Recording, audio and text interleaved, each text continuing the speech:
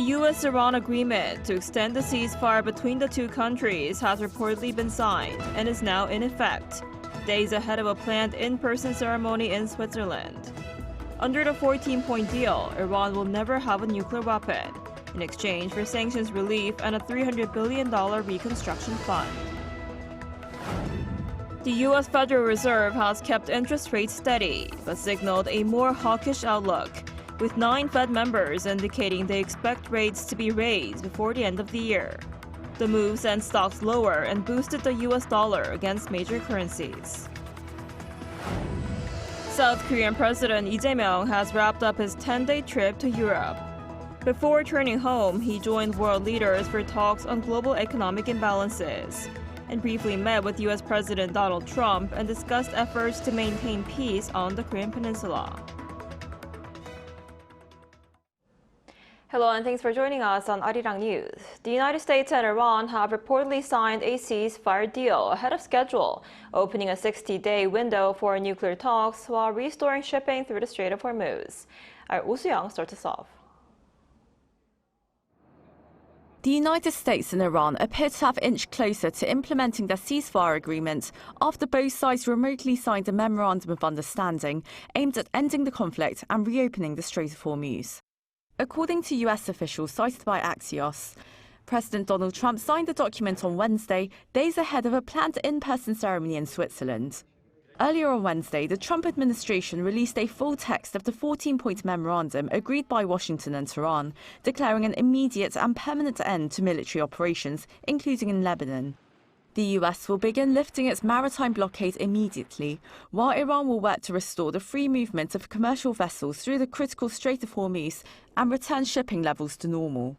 Iran will remove mines and coordinate with Gulf states on the future management of the waterway. The two sides also agreed to a 60-day negotiating period aimed at reaching a broader agreement on Iran's nuclear program.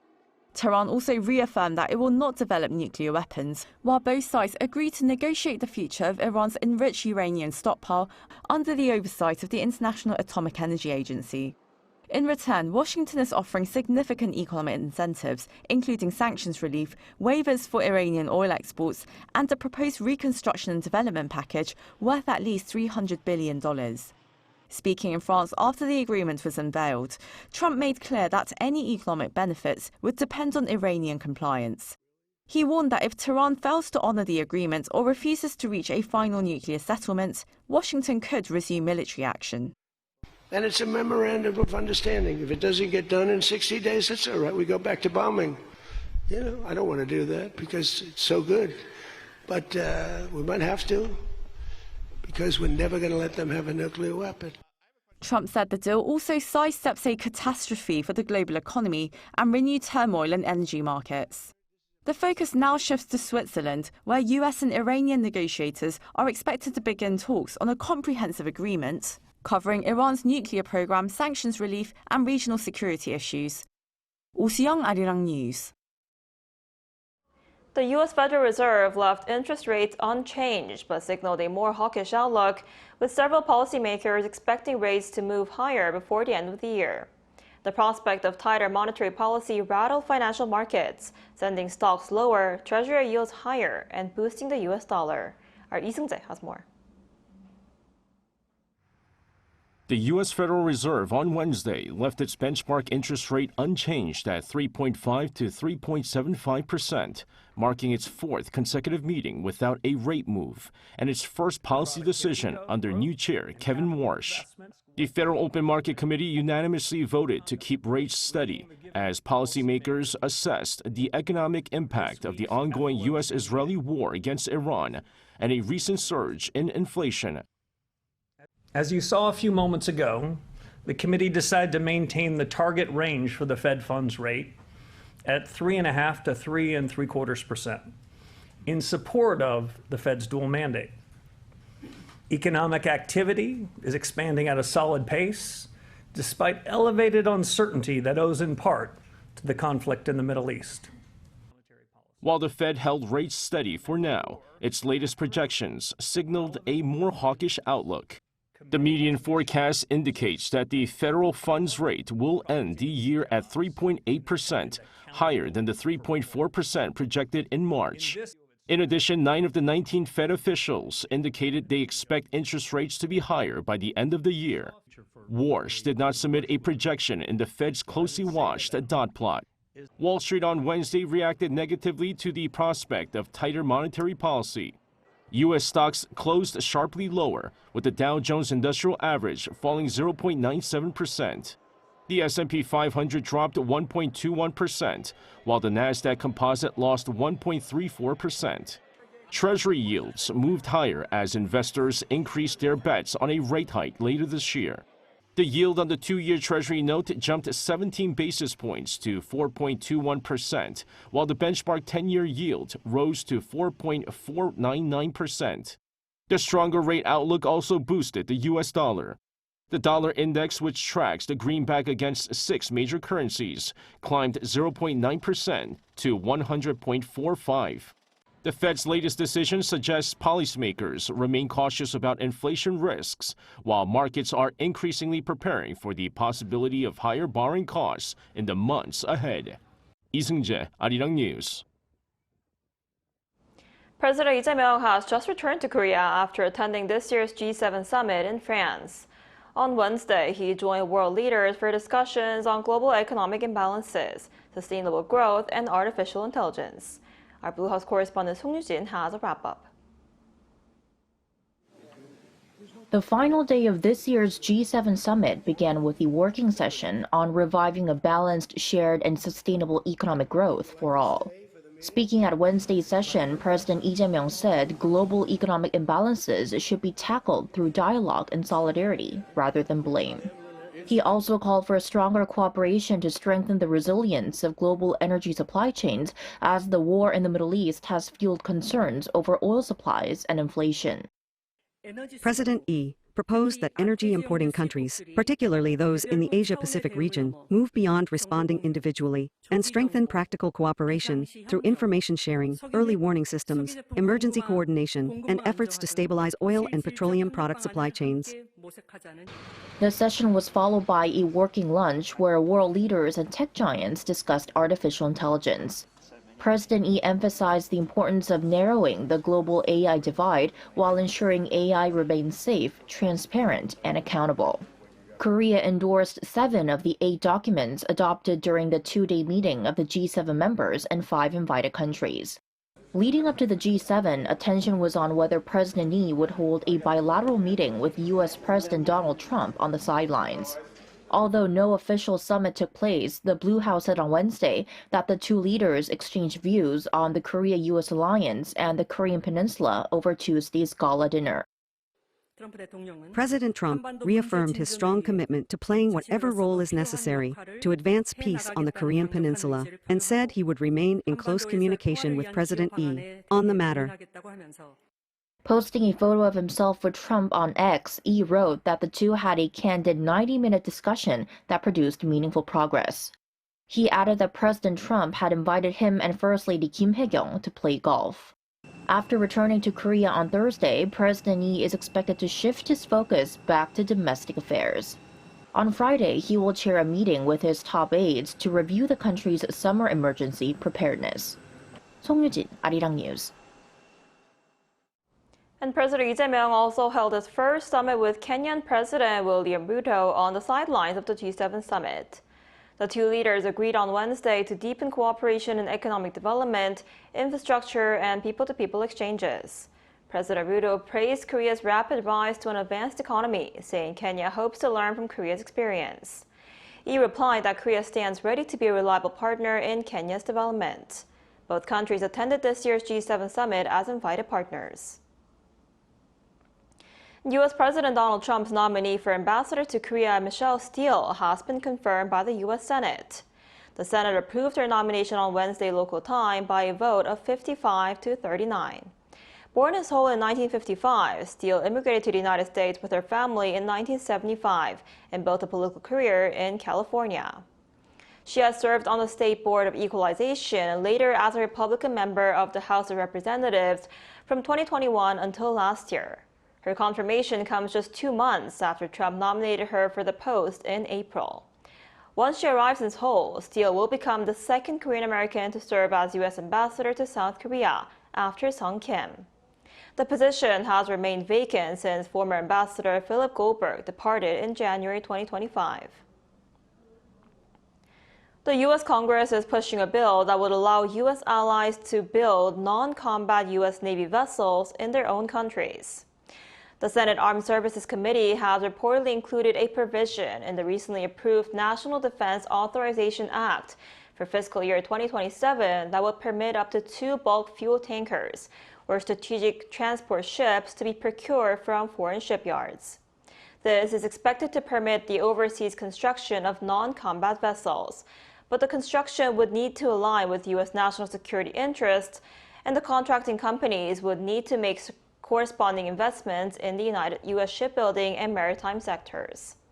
The bill will be finalized if it passes both the House and Senate and is signed by the President.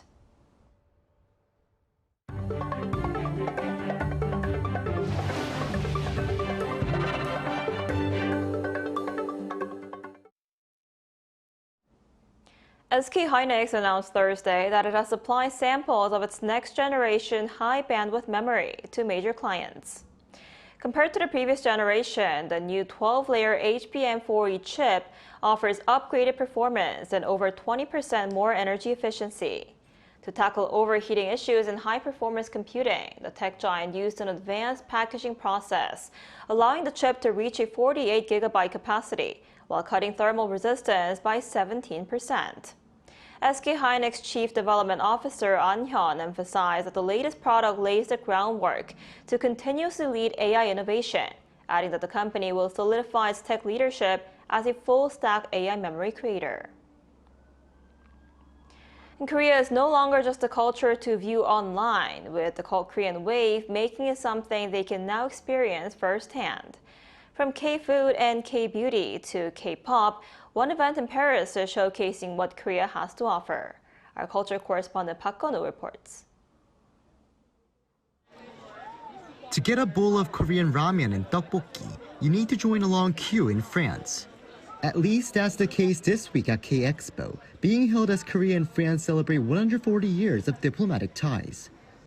One of the fastest ways to understand a culture is through its food, and here at the K-Expo, people just don't see Korea, they taste it. From instant tteokbokki, spicy ramen, to seafood specialties from Korea's coastlines, this food zone is bringing Korean flavors straight to Paris. We can experience really, I think, the whole culture. I feel like there's more and more exhibitions and fair about Korea, mostly in Paris, but maybe it should be not only in Paris. Demand was so high that some food booths ran out of products hours before closing time. At the beauty zone, visitors lined up to try Korean skincare products and receive personalized consultations. If I wake up tomorrow and my skin feels good, I will try to find a product or a similar one. There's a lot of shops in Paris, so it's really easy to find the K-beauty products here. The energy continued in the evening with a K-pop concert featuring 6 acts, including Monsta X and NCT Wish, drawing thousands of fans. A2 Major also held a mini fan meeting, giving fans a chance to meet the group up close. I tried my chance to go to the fan sign, but sadly I wasn't selected. So I just came here to see them, because even though I wasn't chosen, since I really like them a lot, I just seeing them is already a lot for me. For organizers, the event is about creating stronger cultural ties between the two countries. I hope this serves as an opportunity for young people in France to gain a deeper understanding of Korean culture beyond what they've seen so far. As the government and private sector continue to expand exchanges, I believe that by the time we celebrate the 150th anniversary, Korea and France will feel less like distant countries and more like close neighbors. The cultural exchange is also generating business opportunities. Organizers have set a business consultation target of $400 million, connecting Korean companies with European buyers and turning cultural interest into economic opportunity. Business meetings continue through Friday as Korea looks to further expand the global reach of K-culture into business partnerships. Park Gun-woo, Arirang News, Paris. Efforts are underway to list Asia's shared lacquer culture as UNESCO Intangible Cultural Heritage. Experts from 8 Asian nations have gathered in South Korea to map out a joint nomination, highlighting Wonju as a key heritage site. Our culture correspondent Chung Il-im takes us there. A craftsman carefully scores the bark of an onnamu or lacquer tree, and milky white sap slowly emerges. Visitors to this grove in Wonju, Gangwon-do province gather round as the liquid is collected into a bamboo case. Known as ochil or lacquer, this natural coating has been used for centuries across Asia to protect and beautify wood. And Wonju is home to Korea's only domestic lacquer production site. So it is here at Wonju Lacquer Culture Center where masters of various crafts demonstrate techniques passed down through generations, from refining raw sap to creating colorful artworks. Raw lacquer is the pure sap extracted directly from the tree, used without heavy processing. Because it is harvested only here in Wonju in very limited amounts, it is extremely rare and precious. Its charm is how it enhances the wood. Once applied, it brings the natural grain to life, preserving its raw beauty. Even after more than 40 years, it's still fascinating to watch each pattern come together piece by piece. Without that feeling, I wouldn't still be doing this. What keeps me going is persistence. And I've always felt a responsibility to carry on Korea's traditions. This may look like thread, but it's actually paper-thin abalone shells. Under a Korean technique named 끊음질, artisans cut and place each piece into a groove and then seal it with lacquer, and every line takes absolute precision. The number of artisans is declining. Younger generations are showing less interest in inheriting the craft, and raw materials are becoming increasingly scarce. Korea and 7 other Asian countries, including China, Japan, and Vietnam, are pushing for a joint UNESCO inscription for lacquer culture, aiming to preserve the shared heritage. I'm simply impressed by the quality and dedication of the masters you have, and the kind of investment the government is making to promote lacquer culture, not only as a national treasure, national heritage, but also a collective heritage from different countries in Asia. Wonderful effort that the Korea has put forward, and UNESCO is very much appreciating it. Participating countries plan to conduct joint research and prepare a multinational domination document over the next 2 years, with the goal of submitting a joint application to UNESCO in 2029. Chung Il-im, Arirang News, Wonju.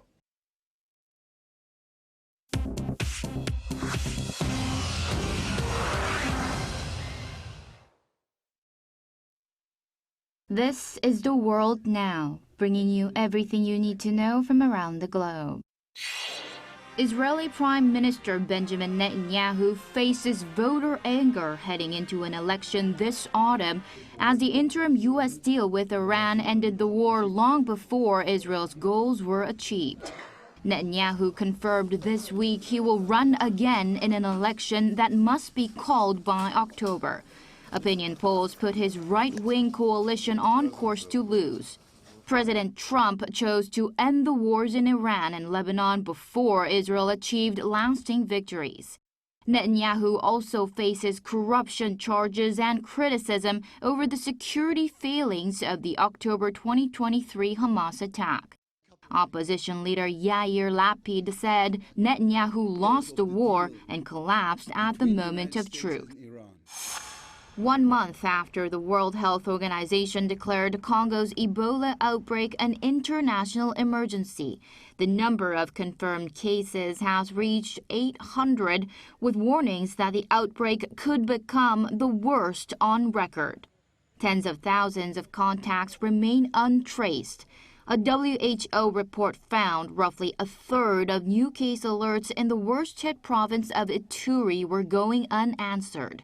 Burial and decontamination teams also say they have only about 15% of the personnel and 7% of the vehicles they need. Dozens of medics have caught the Bundibugyo strain, for which there is no proven vaccine or treatment. U.S. President Donald Trump and Indian Prime Minister Narendra Modi held their first meeting since early 2025 at the G7 summit in France on Wednesday, discussing trade deals and the safety of Indian sailors in the Strait of Hormuz. Trump called Modi a, quote, tough negotiator and said he would visit India in the future. The two leaders last met in February 2025, but ties have since deteriorated over high U.S. tariffs on Indian goods and Washington's closeness with India's rival, Pakistan. Relations were further strained by killing of 3 Indian sailors in the U.S. Navy attacks on commercial ships. Modi told Trump the safety of Indian seafarers in the Hormuz region was of utmost importance and should receive priority in implementing the Iran peace agreement. Soccer superstars Lionel Messi, Erling Haaland, and Kylian Mbappe all scored in Tuesday's World Cup matches. Messi scored his first World Cup hat-trick in Argentina's 3-0 win over Algeria, drawing level with the tournament's all-time record scorer Miroslav Klose on 16 goals. The Argentine scored his first World Cup goal on the same date 20 years earlier when he was 18. Meanwhile, Mbappe netted twice in France's 3-1 win over Senegal to become his country's all-time top scorer with 58 goals. Haaland and England's Harry Kane also scored 2 goals in their opening games. Chu Ji-han, Arirang News.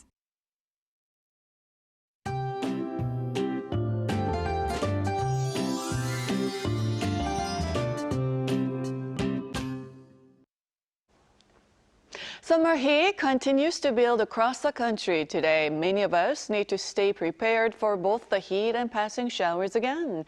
The first heat advisories of the season have been issued for parts of Daegu and Gyeongsang-do provinces. Then passing showers are expected for most of the inland regions, with 5 to 40 millimeters expected along with thunderstorms. And this afternoon's hot in Daegu will be getting up to 32 degrees Celsius, Daejeon at 31 degrees, then Daegu will be topping out at 32 degrees. The capital area will be under sizzling sunshine with very strong UV rays. Then some welcome news. The hot weather will ease with nationwide rain on Saturday, bringing much needed cooler conditions to the country. Now that's all we have for today's noon edition of Arirang News. Thank you for watching. We'll be back at 5 p.m. Korea time. Stay tuned.